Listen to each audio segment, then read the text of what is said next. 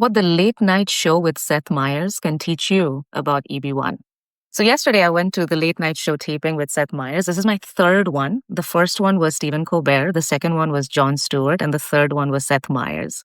And whenever I go to these tapings, the first thing that always catches my attention is the efficiency with which these shows are run.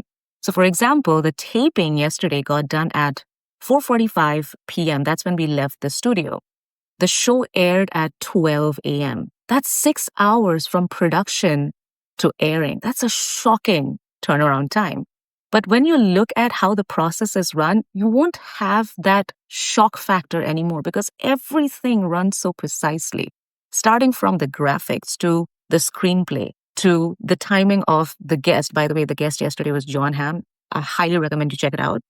Then the audience seating, like we were given these tickets, it was color coded, it was timed, we were asked to leave by these pagers a certain sequence, like everything was so precise.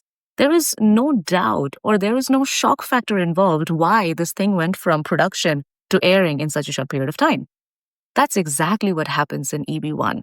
So whenever somebody comes into the Slack community, I run a Slack community, they say, oh yeah, I learned about EB1 2 years ago. I filed yesterday and I got my approval today. And people are like, oh my gosh, how did you do it? Tell us the secret. Well, if you really want to get those fast and furious results, you also want to check out the process that this person followed. And if you really want to expedite this process, you want to make sure that the planning is that precise. You want to make sure that the execution is that precise so that when the time comes and you have to pull the trigger and the results come through, they are as flawless and they're as fast as the Seth Meyers show.